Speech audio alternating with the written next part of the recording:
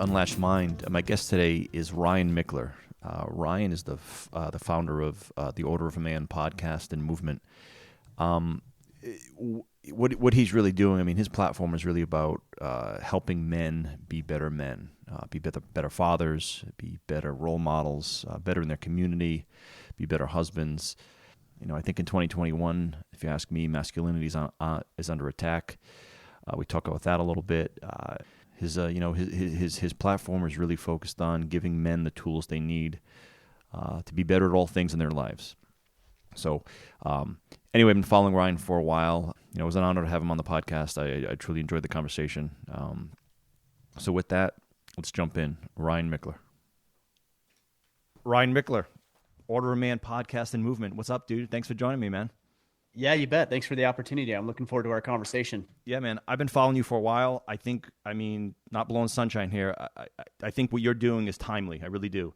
And I don't know if I'm just reading the tea leaves wrong, but I feel like folks like you and others are reading the same tea leaves. So, so before we jump in, I guess, you obviously you started this whole movement. It's more than just a podcast. I think you would agree with that. What's the problem? What are you trying to solve? What's the problem as you see it? You know, when I started, there wasn't some big global issue or problem that I was working towards or against. Ultimately, I just wanted to help give men the tools they needed to thrive. I was struggling in my marriage and in my business and looking for ways to grow my business and connect with a deeper, more meaningful relationship with my wife and children. So I felt like a podcast would be a powerful opportunity for me to talk with men that I admired and respected. And we started in March of 2015, so very close to 6-year anniversary now. And I never would have thought that it would have turned into this. And, you know, as I've talked with men and masculinity and manliness and what all of that means, you know, I've seen some outside circumstances that need to be addressed that a lot of men are dealing with. But I try not to paint ourselves into the victim corner. That's very popular these days, is everybody's out to get everybody else. And if you can paint yourself as a victim, then, you know, it's not that we're victims. It's that I guess we're victims of ourselves mostly. You know, we make dumb decisions as men and we mess up and we have egos and pride and we let that get in the way and we don't reach out for help. We don't offer help. We don't have fathers in our lives. We don't father the way that we should. So a lot of what we experience as men is self-inflicted, quite frankly. Well, yeah. I mean, I would share your similar story. I mean, I think you shared a little bit of your personal story on a few of your podcasts, but having that father figure is critical. And whether they're physically there or not is one thing, but sometimes they're physically there, but not there. You know, the rest of them's not there. You know, my dad, definitely Vietnam vet. He was physically there a lot. I mean, came home every night, mostly. You know, but he was in another place a lot. You know, we lived that residual. You know, the residual effects of that shitstorm that was the Vietnam War, and he never shed it really, and you know, we felt it firsthand. So yeah, that and he was a great father in a lot of ways, but he had his demons, and they never, you know, they were prevalent. That's all I'll say. They were prevalent. So. Yeah, and I think a lot of the maybe more traditional way of doing things was to just lock that stuff up inside and go at it alone and you know, not discuss these issues. And you know, actually, I believe there are some merits to that, because at times we need to be the leader and we need to be the emotional beacon or rock or the foundation of what our family or community or neighbors or employees are dealing with. But then there's also times and moments where we do need to shed some of that and get to the root of the issues that we might be dealing with outside of some sort of addiction to drugs or alcohol or some other method of sedation, and really figure out why we feel the way that we do, why we behave and think the way that we do, so we can create new patterns and new ways of looking at life and be more effective for ourselves and others. Yeah, I think it is that balance, right? I think you just touched on it. You know, and we'll get into the attack on masculinity a little bit, and just because that one bugs me to all. I mean, just bugs the hell out of me. But you know, you kind of touched on something that's important, that balance, right? You know, you used to, in the 40s and 50s, you had that strong silent type. You know, you see to the moon, Alice, right? I mean, imagine a TV show now where the husband's raising his fist like he's going to pop his wife in the face. Like, it would just never fly, right? Probably nor should it. I mean, right? I think that's the stuff we need to leave behind. But yet there are times then you just need that traditional masculine trait whether it's for leadership, the stoicism, whatever ism you want to put on it. And that's kind of, I think, some of the notes that I had sent you is like, how do we balance, and I think you'd be the perfect person to ask, how do we balance that really, where we gotta progress, right? Right. Progressivism it's all overloaded terms, and it's got a certain, political spin now, but just check that at the door for a second. We need to all progress, especially in your area. You're trying to help men progress, to be better men. How do we leave some of that old baggage behind, where maybe, hey, we shouldn't have been living that sort of life that maybe society accepted 10 years ago, 20 years ago, 100 years ago, whatever it might be. But at the same time, bring some of those solid, more traditional masculine traits forward, be a better husband, be a good leader, et cetera, et cetera. Where's that balance? How do we do that? I think you look at your results, and you consider what it is you're after. And here's what most men are after. They want some money in the bank account. They want to live happy and fulfilled lives. They want to have great intimacy and sex with their wives. They want to be deeply connected with their children. They want to find a career endeavor that's meaningful and significant to them. They want to feel and be strong. They want to look good when they look at themselves in the mirror after they get out of the shower. I mean, these are the things that we want. So in order to have those things, you just have to work backwards. What do I want? Okay, here's the end result. Now, how do I work backwards? And then what we need to constantly do, and I think that we haven't always been good at this, and I'm not always great at this either, but we need to evaluate our progress. And I don't think a whole lot of guys are doing that. You think about what most men are inundated with on a daily basis. They get up with just enough time to get ready for the day, grab maybe a quick bite, or run by the coffee shop on the way into work and grab a coffee, go into work, do their thing. They're inundated with tasks and assignments and projects that aren't theirs. They're not passionate about.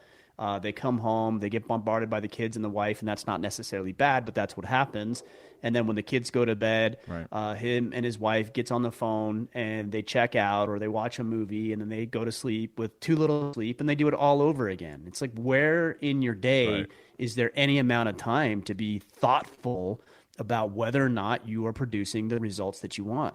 I was first introduced to this concept by Robert Kiyosaki, I believe it was, when he wrote Rich Dad, Poor Dad. And I believe it was him who talked about the rat race. And I was in the rat race. I was so inundated with growing my business and building my financial planning practice. And while I was doing that, and I had told myself I'm doing the quote unquote right things, the things a man should do, I was alienating my wife. I wasn't connected with my 1-year-old son at the time. And it wasn't any wonder to me now, looking back, why I was producing less than favorable results. So I really had to figure out a way to carve out some time throughout the day and analyze whether the work I was doing on myself, on my business, on my relationships were actually working or they weren't. And I realized and identified some things that were working well and identified some things that weren't. And we make those adjustments and pivots, but only if you give yourself the time and the space to be able to be reflective and think about these things. Yeah, that self-reflection is key. Now you sound like a lot of men aren't like that. I think they just aren't self-reflective by nature. I mean, is that part of what you're trying to get men to do? I mean, are you sure? I mean, I remember someone told me a while ago, it's like, hey, if you look at my calendar is a disaster. I mean, it's an absolute disaster. My full-time job is just, it's from when you're conscious in the morning to when you can stay conscious till the end of the day. Like, the work will just keep coming, right? I work with the DoD, the Navy. It's all wonderful stuff. I mean, it's a great community. I mean, I have my complaints, of course, like any job, but it's, for all intents and purposes, it's a wonderful thing, right? It couldn't get better. That some folks would look at it and go, "What are you complaining about?" But you do have to draw those boundaries. So, someone had said to me, I don't know, it was a blog I had read, or I'm very much into self-help type stuff. One reason I found you was kind of just searching for things. I don't know what the keywords I searched for, but it was sort of like, look at your work calendar. It's everything you do, starting at 0800 to 1 o'clock to 3 o'clock to whatever it might be, 9 o'clock. Every minute is kind of is more or less accounted for on a calendar. What does your personal calendar look like? Have dinner with the wife. Have intimate time with the wife. Tell the kids to go downstairs, leave mom and dad alone, and for the hour, or hang out with your daughter for this hour. Tell your son to go play. Take your son out to the movie, whatever it might be. Like, what does that look like? And you look at it and you go, I actually don't calendar that stuff into my day, because those are my priorities. Like, I don't need. You don't calendar brushing your teeth into your day. Like, you don't calendar. You don't calendar things that are important to you into your day because it's just your day, So, Yeah, that's a good point. yeah, I No, mean, that's a good point. most of my calendar consists of my business meetings, things like this, podcast Yeah. calls, other podcasts that I'm on, or meetings that I have. But I try to be actually very sporadic. Sometimes I feel guilty because I don't work as hard as maybe I think I should in the business. But Yeah. as soon as you and I are done right here, my son and I are going to go work on our canoe in the basement, and that's how my afternoon is going to be spent. I might have to take a call here or there, or somebody might message me or something like that. Right. But yeah, for the most part, I try to do as little work as possible and be fully engaged and present at home, which is a completely different perspective and point of view than I've had over, the past 12, almost 13 years of having children now at this point. Yeah. Well, interesting. I mean, so how do you balance that? Because you're obviously, I mean, I followed you for a while. From the outside looking in, you're extremely driven. You're not someone that just wants to work a little meaningless little job and just be with the family all day and not generate income and build that outside, platform. What's the balance there? Or is it just keeping your priorities in check and then let it fall as it may?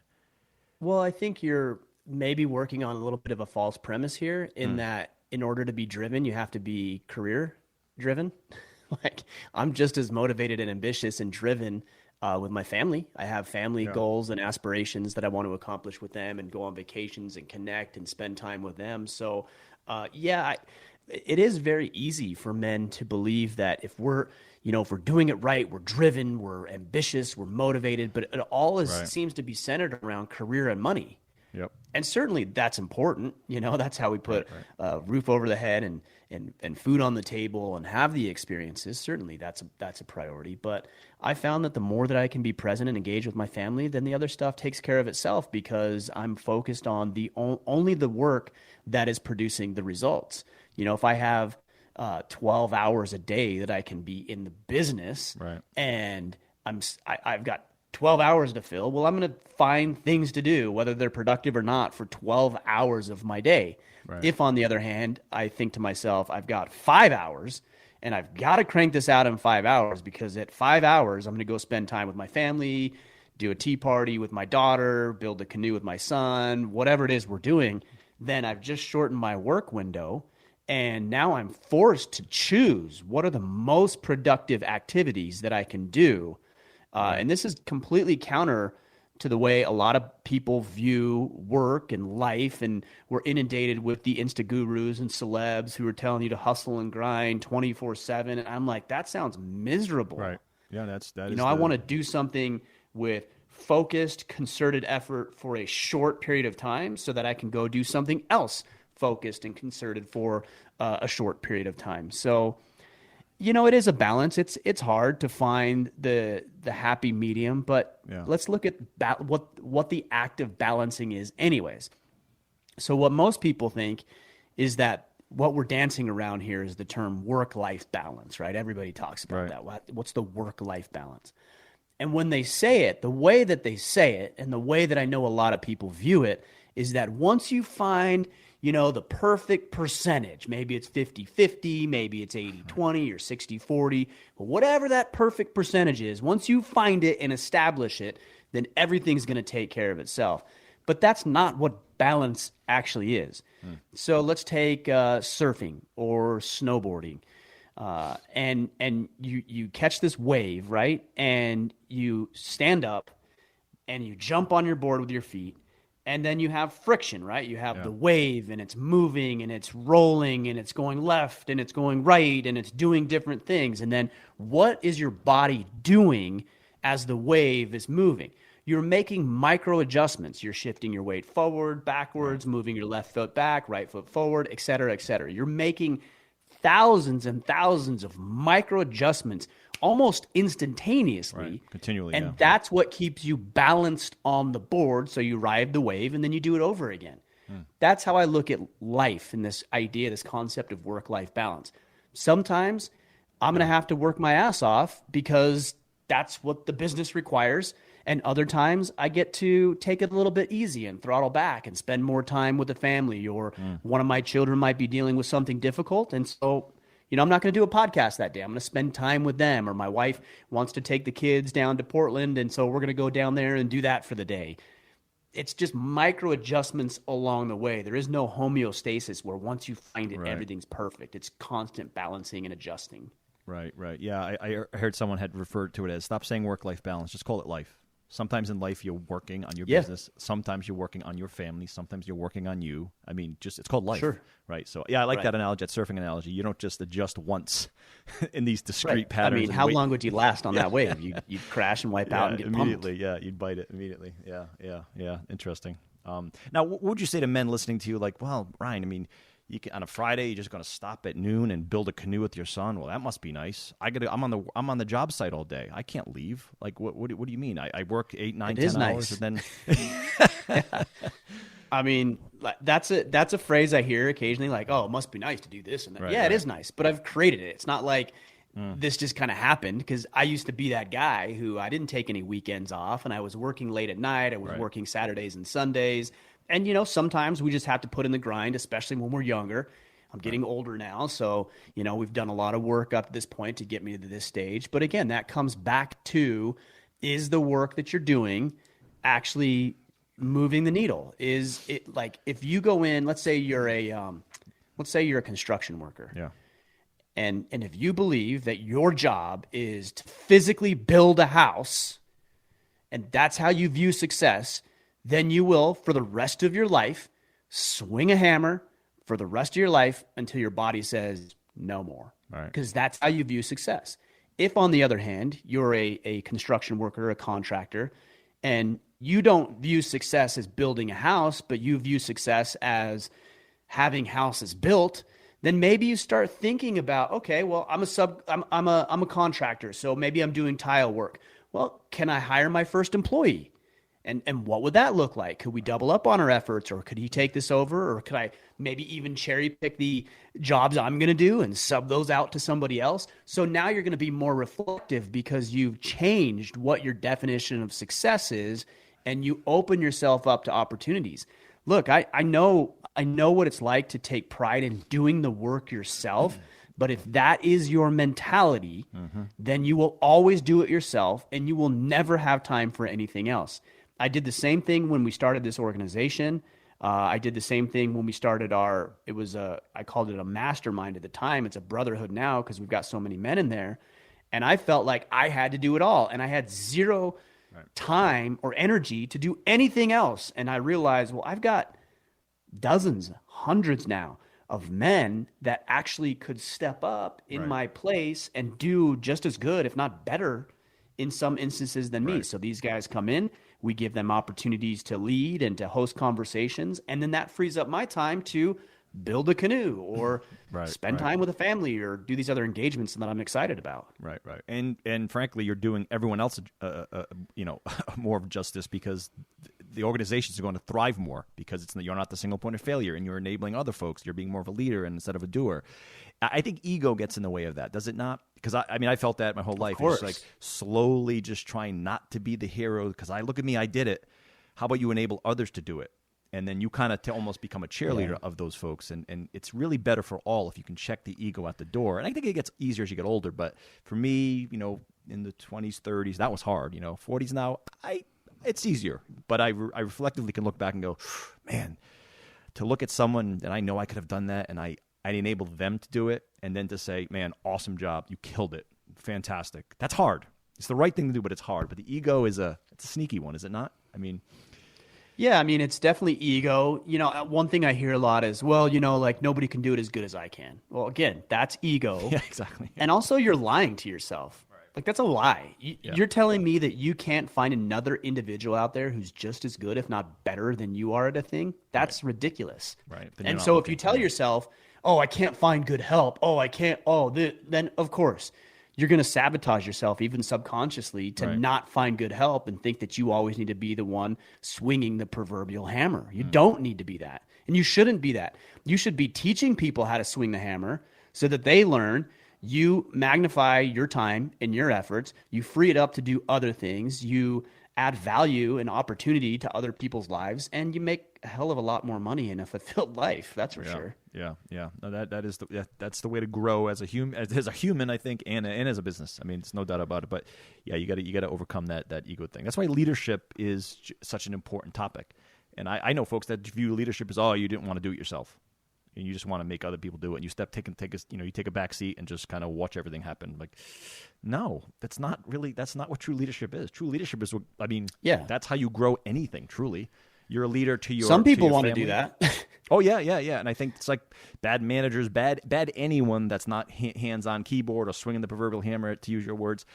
There's good leaders, and there's just folks that I'm not doing it. I'm going to be in the back seat, kind of doing nothing, collecting a paycheck. Well, never judge a system by its abusers. I love that term. It's like, well, don't badmouth leadership because of the folks that are abusing the whole leadership thing. But right. I don't know, man. So getting back to your platform, what you're doing. Do you think is there an attack on masculinity at the moment? I don't use that word. Do you not care? Because no, I care. I mean, I think it's important to be aware of these things and what's happening in society and how society views men and women, femininity, masculinity. I care.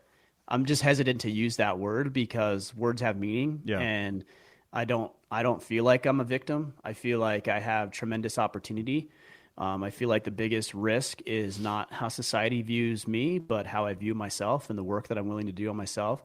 I mean, that said, there are some things stacked against us. The school system is one. It's not set up for boys. It's set up for young girls and women, which is why you see women pulling ahead just about on every metric in the education system, and also with jobs, career aspirations, income, et cetera, et cetera. And again, women aren't the enemy. I think sometimes when you start using the terms attack on masculinity and this kind of thing, then you start looking for, well, who's the enemy?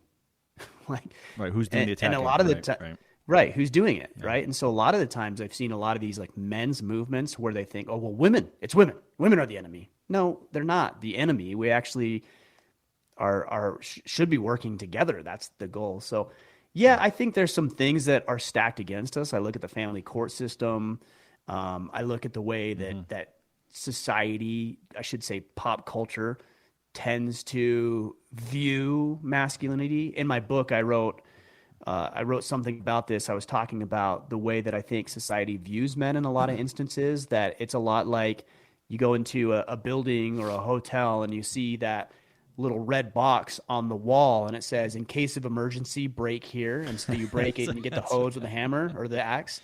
Well, that's kind of the way pop culture views masculinity. Just go over there, sit down and shut up. And, the future is women and all this kind of stuff. And then if we need you, we'll let you know. And then there's an emergency, a natural disaster, a violent encounter, something men are exceptional at.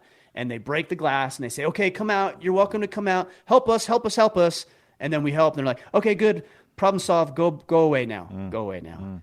And it's a shame because now we have this entire generation of young ladies and young men being raised without fathers. We see depression and suicide rates. We see increasing. We see drug abuse and other substance abuse on the rise. We see runaways. We see crime rates. And it's a real travesty that we've bought into the idea that men are only there to serve a very narrow and specific purpose. And outside of that, we're not that useful at all, which is a real shame. Yeah. I mean, is this just a swing of the pendulum? I mean, is it? Sure. I mean, just right. And I think your point about like it has nothing to do with women being on the other side. It really has nothing to do with them, right? It's and that's key because that if we were having that narrative right now, like say women were the enemy, all we'd be doing is creating the momentum to start the pendulum going the other way. And then in 20 years, 3 decades, we'd be having the same conversation on the other side, right? But I think your point is, I think your message is on point. Where let's not even. I like to even assume whether it's racism or bigotry or whatever the ism is of the day, things we could do to stop the pendulum back and forth, right? Whether it's left versus right politically, there's so much dialogue out there that's strictly just aiding in my head. I just close my eyes and I can see. I'm like, okay, that theme is just pushing the pendulum as hard as you can that way, and then society's going to overcorrect, save us. Look at all the bad stuff you did to this group over the years, and then of course with social media and everything else that you just completely amplifies this stuff. You swing then it swings the other way. but messaging as you're talking about it, I want to commend you. That's huge, and you got me thinking about it. In a good way. I think that's a better way to address when we feel like. First of all, I like what you said. Attack on that word. Attack is a charged one. Why use it? I like that. Go ahead. It's a marketing strategy. That's why when we hear the media, for example, aggrandize the. Let's take racism. Does racism exist? Sure. I don't think anybody would deny that. If they look around, I'm sure.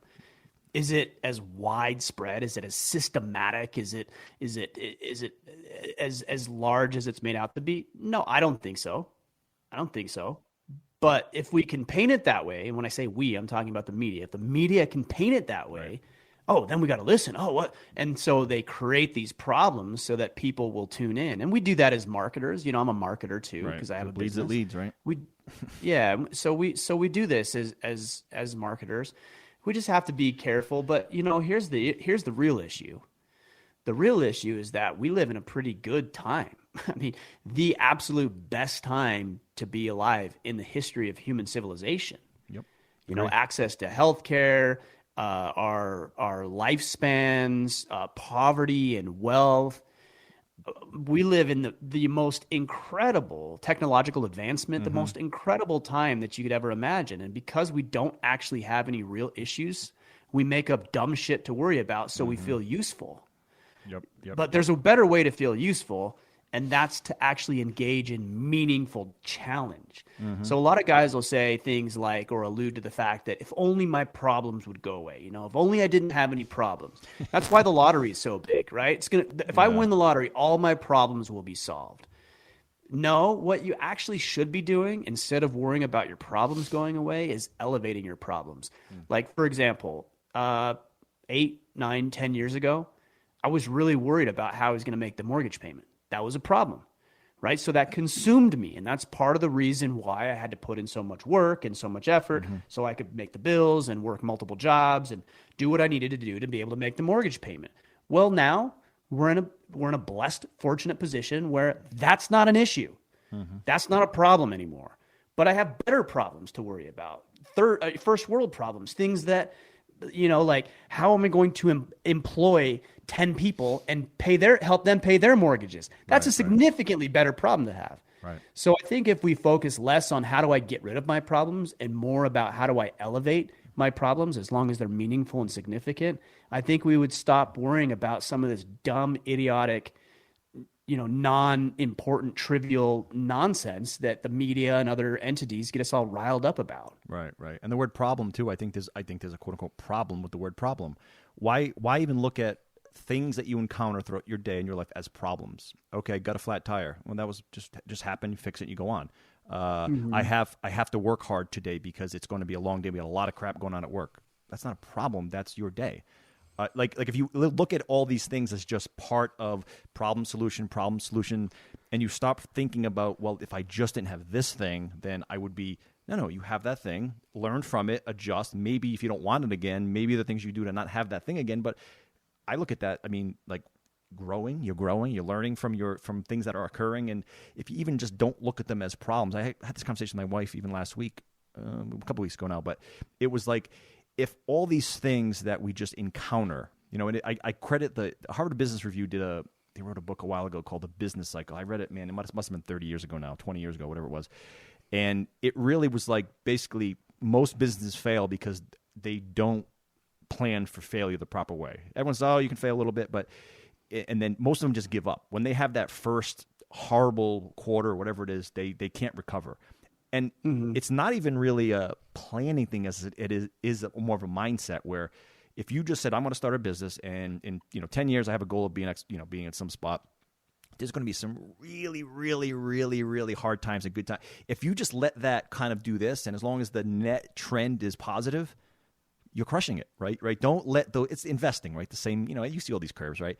When you're down here, Sure. it's just part of the thing. Now, if you're doing this and the trend is negative, okay, you got to look at something. But and it's kind of a micro example of looking at everything you encounter in life is just, my boss did this, my wife wasn't happy. It's like, okay, well, these are problems. Well, can you learn from it and move on and stop calling them problems? I think, to go back to your point, words are meaningful and they're important.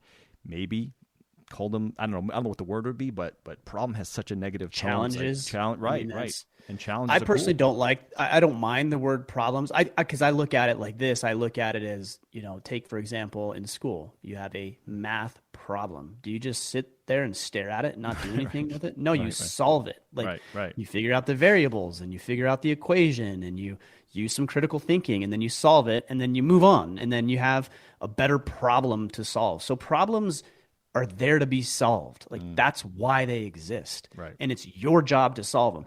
So I don't care what term you use, just as long as you're framing it correctly. If you're looking at it as a problem and that word as an issue for you and it keeps you from going, then yeah, call it a challenge or call it something else. Right. But it's really the meaning and the framing that we give the words that we use that is actually important. Yeah. Your mindset will trump any linguistic you attach to that thing, right? Yeah. Sure. Now you touched on something. About we don't have the problems that maybe prior generations had. So we're kind of we're creating them. And I love this quote. And I had to look it up. I heard the quote before. I didn't know who it was from, but hard times create strong men create good times create weak men, and weak men create hard times. Love that. I love that. And it kind of gets to what you were talking about, basically, where we don't really have the problems that we could have, so we create stuff. You know what I mean? Well, that's why people criticize masculinity. We all, I should say 99.5 or more percentage of the population live in an environment where they can actually complain about the very traits and characteristics that gave them the right to do so. Right. So, what a beautiful thing that you can complain about masculinity when frankly it's masculinity that built the environment where you're safe and comfortable enough to complain about it. Right. Yeah. How dare you, sir, with that logic? Yeah, I mean, I get it, because what people do is they're going to look at, what do we do as humans? We're always looking for these problems and these challenges, right? Because why? They represent a threat, right? Mm-hmm. So we've been hardwired to look for threat. Why? Because we want to stay alive. Yeah. That's it. We want to really, at the foundation of what we want to do as a species is we want to stay alive and we want to multiply. Yes. That's it. Yep. Everything else is probably in some degree, to achieve that end. Why do I want to make a bunch of money? Well, I would say to have experiences and to raise kids and do all this. Again, it's to stay alive. If I'm wealthy and I have a house and I have security and I live in a safe neighborhood and I have these things, then I'm safer. My family's safer. If I build relationships with other individuals, there's strength and power in communities, so I'm safer. And then I want to have children, again, replenishing the earth, multiplying the earth. This is what we want. That is hardwired into us. Yep. No doubt about it. I mean, now, so I kind of take this when I was looking through some of your material and I was like, well, I feel like, I've always been a little bit on edge about, the what I see as like, the gender thing now, and boys don't, everything that boys learn is socially constructed. And, it's like, I've always had that struggle of, trying to remain compassionate with folks that believe the opposite of what I do, but at the same time standing my ground and saying, no, there are biological differences, okay? Doesn't mean if you want to do X, Y, and Z on your side and transition all this new stuff that's happening, I won't love you any less, but that doesn't mean we change the underlying foundation of what is. With that, in mind, I kind of did a little reading and I'm like, okay, is this whole... Okay, go back to the attack on masculinity thing. How real is it? Is it really a threat? Is there, is it really a problem, or is it just there a narrative out there that making it a problem? So one thing that concerned me is, and I want to read you something from, in fact, I did a podcast with a gentleman a while ago, and he actually wrote the article, which is why it came up on my feed. But the American Psychological Association, right, the AMA, in 2018, they wrote. They updated they wrote a what do they call it? A guideline for psychological practice with boys and men. Right, it's the first time they've ever done something like that. 2018. Let me just read this to you. I'd like to get your reaction. The main thrust of subsequent research is that traditional masculinity, marked by stoicism, competitiveness, dominance, and aggression, is on the whole harmful. Men socialized in this way are less likely to be engaged in healthy behaviors. Now, that's the American Psychological Association, which basically most psychiatrists, clinical psychologists that are helping folks get through problems would ascribe to. So where that worries me is, now, to be fair, I didn't dig through the actual posted article. There might be a lot of other positives in there that kind of pull that theme to the other side a little bit. But that one message, I think, it's a little concerning, because if you're whatever, you're going through some family issues, you bring your family to help, to get a therapist. I think talking to folks, professionals, is a good thing for all of us. If that's going to be their beginning, their initial stance on the whole thing, that worries me a little bit, because now you mentioned the schools being a little bit of a problem, and now you got the folks, the doctors, quote unquote, that are going to be helping us and guiding us with that as their backdrop of professional advice. That's got to be a little concerning, is it not? Yeah, I'm familiar with that. Okay. American Psychological Association guide or study that they did, and yeah, it's flawed. It's so flawed, and it's dangerous. Not only is it concerning, it's dangerous. This is the foundation for the way that psychological help is administered across the country and across the world, frankly. So what are therapists if this is what they're learning, what are they going to be teaching our young men? So let's say you have a young man he's got the testosterone pumping through his veins, and he's trying to figure himself out and how to manage this testosterone, and he's feeling aggression, and he's feeling competitiveness, and he has some attention.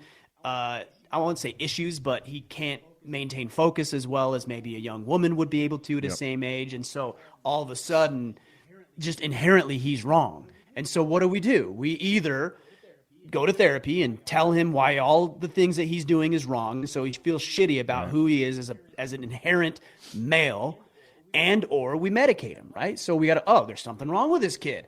He's aggressive, he's physical, he can't focus on this one thing. He won't sit down in his chair. He wants to be outside playing. So let's just pump him full of medication. And we know how bad the prescription epidemic is, the medication epidemic that we're dealing with. We know how bad that is. And we don't fully understand what these drugs are doing to people. So yeah, it's dangerous to assume. I mean, I'm asking this rhetorically because I think but I would like somebody to tell me what's wrong with being stoic. And let me explain what stoicism is, because there's some misconception. People tend to believe that stoicism is the lack of emotion. That's not actually what stoicism is. If you spent any time thinking about or studying, pondering, reviewing what stoicism is, it's actually the quest to understand what your emotions are so you can make better decisions. Emotions are simply a metric. They're not the only metric. They're a metric to evaluate if things are working well or aren't working well in your life. So when I say stoicism, I'm not telling any man not to be emotional. I'm saying understand what your emotions are saying and then make better decisions moving forward. Tell me what's wrong with being competitive. Here's a great example. Anybody who's been treated by a physician or gone to the hospital recently or gone through cancer treatments or any number of things that they could be dealing with, it's competition that actually created a lot of those technologies that kept you alive. There's nothing wrong with competition. What's wrong with being dominant? Okay, dominance. I want to be the best at what I do. Does that drive me to excel? Does that drive me to care for other people? Does that drive me to engage and work together with other people or to add value into people's lives, because that's how it's going to help me be dominant? There's this thing about the power struggle, right? That any time somebody wants to get ahead, it's just to get power. And they look at it as a negative. It's not negative. It can be wielded negatively. You can start treating people wrong. You could take advantage of people. Sure, that stuff happens. But being dominant, the desire to perform, is not inherently bad. It's just how you use it, how to utilize it. And so what we need as a society is men who understand emotions, who understand aggression and dominance and competitiveness, and have harnessed it to create effective outcomes for themselves and for their people, their family, neighbors, community members, employees, clients, et cetera, et cetera. And we need those men to teach the young men who are dealing with the same issues and wondering how to harness all of that. They need to teach them how to do that.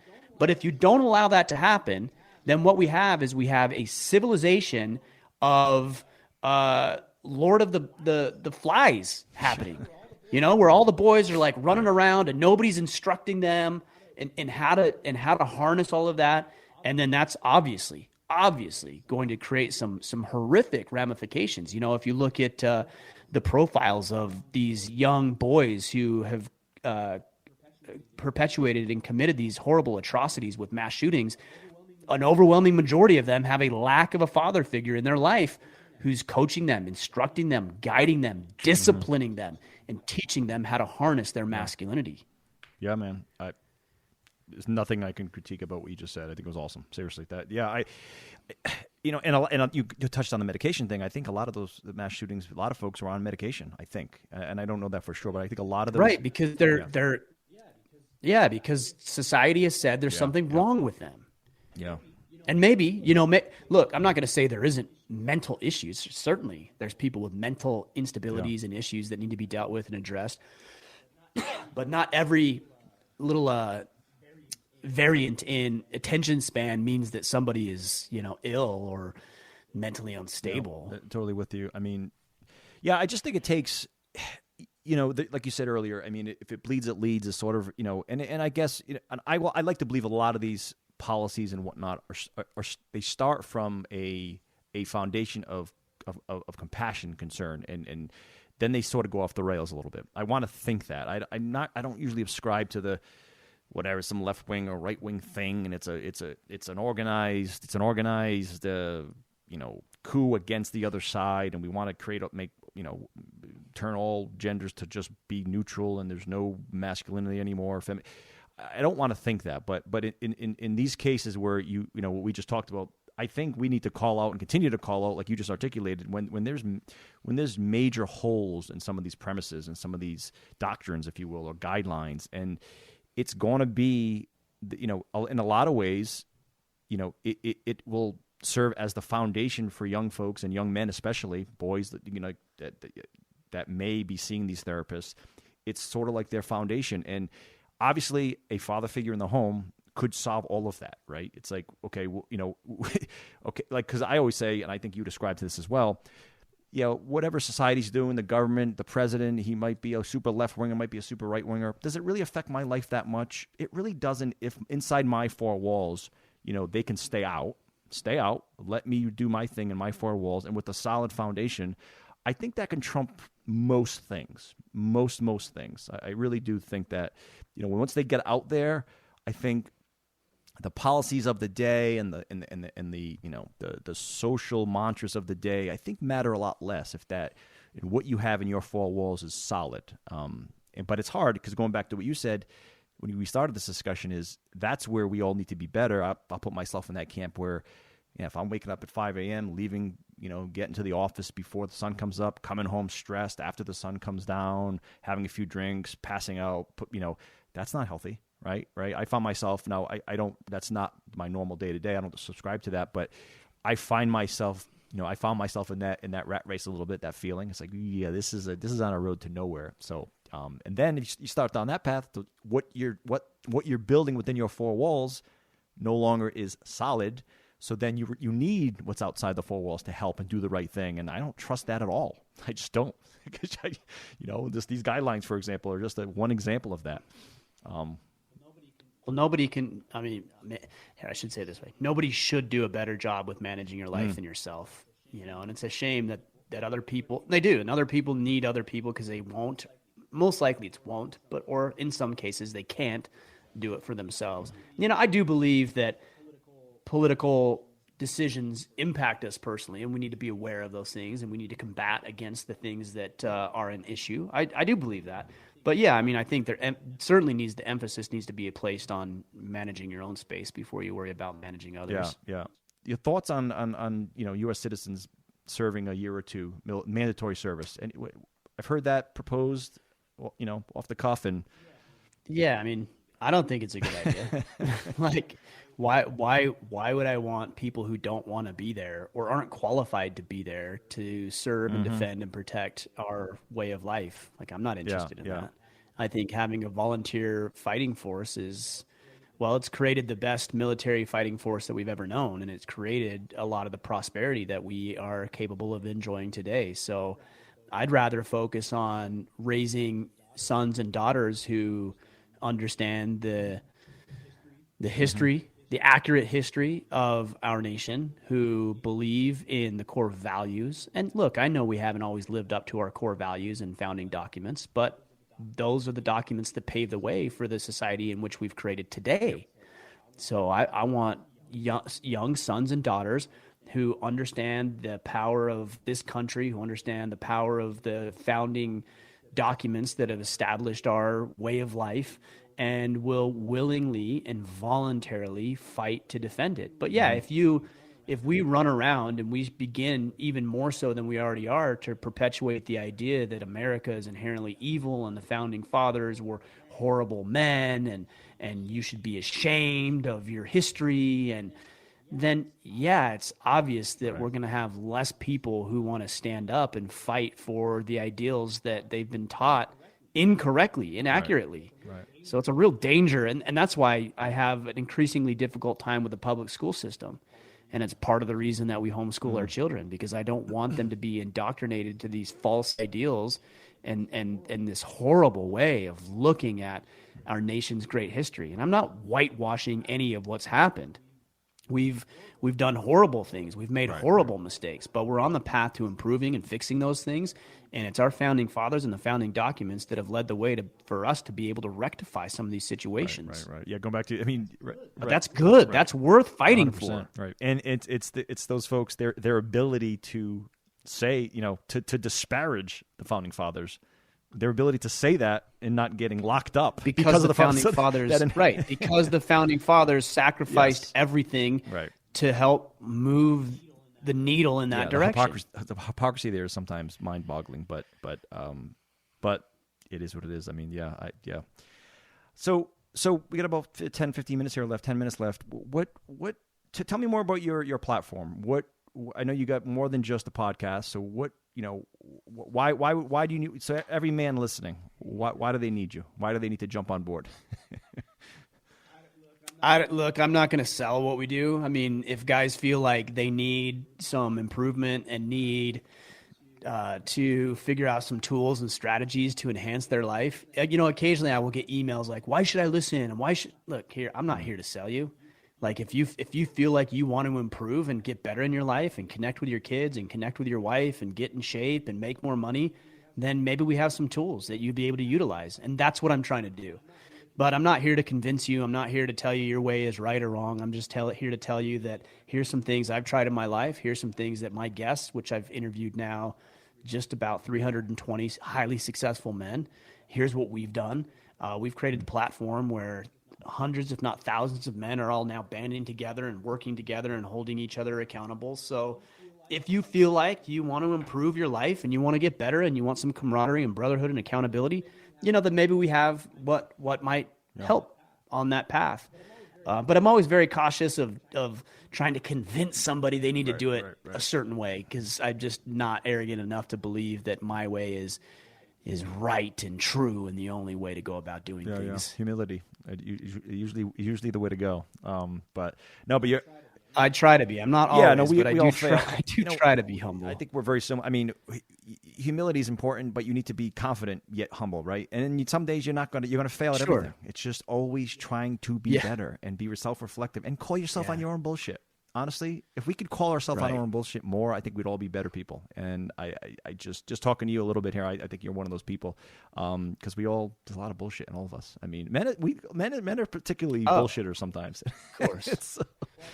Well, I think it comes back to that ego thing. And one of the most dangerous things that we can do is lie to ourselves. We all lie to others, but we lie to ourselves. We lie about our own performance. We lie about how good we are and what we're doing and the work we're doing. We lie about our motives and intentions, and all of that just creates a false reality that doesn't allow us to improve, because we aren't looking at the situation honestly with what is going on. could you imagine if you were on a football team, you know, you're preparing to play, you know, the Bills or something, and then now you're going to play the Buccaneers. Like, like you gotta, how's that going to work? Right. You know, you have to actually be objective in your analysis of how you're performing so that you can actually come up with a game plan that will help you thrive and succeed. Yeah, no doubt. Very cool. Hey, tell me about the canoe, man. It's the coolest project. I heard you talking to someone last couple episodes ago. You were talking about it. Super intriguing. Yeah. My son and I are building a canoe. Something I wanted to do. I was spending some time on the lake last year. And I was sitting around on a like a plastic kayak. It's nice, but you know, it's one of these like plastic kayaks. And I'm like, man, wouldn't this be so much cooler if I was sitting in my own canoe with my son? And so, I bought the parts and bought the equipment and I'm in the process of buying the tools. And in fact, that's what I'm going to do this afternoon is go downstairs. I said that earlier. I'm going to go downstairs and work on the canoe, and we're starting to put the cedar strips on. So it's actually cool to see it start coming together. It's very nice. It's fun. When you're on that lake and you're like, I built this with my own hands, right? It's kind of like when you eat a meal that you like hunted, you know, you went on a hunt and I killed that. I know what it was. It didn't suffer. It didn't come from whatever. Yeah. There's something about that, right? Yeah. And you're bonding with your son. I'm really excited about it. Win-win. Oh, totally. Yeah. Fantastic. Yeah, we're learning and we're growing and we're connecting together, and so that's a great way to do it, especially among men. You know, around an activity, and then we can have conversations about drugs and pornography and girls and success and failure and goal setting, all because we're building a canoe and have created the space and margin to have these types of conversations. Yeah, and you touched on something right there too. I remember talking to a therapist a while ago. You know, a lot of the folks I interview on the podcast are PhDs, and they're of the psychological sort of nature and social type stuff. And he mentioned one thing. When men talk, they need to be doing something while they're talking. Right. So you and your son, you're doing something, but you're also bonding.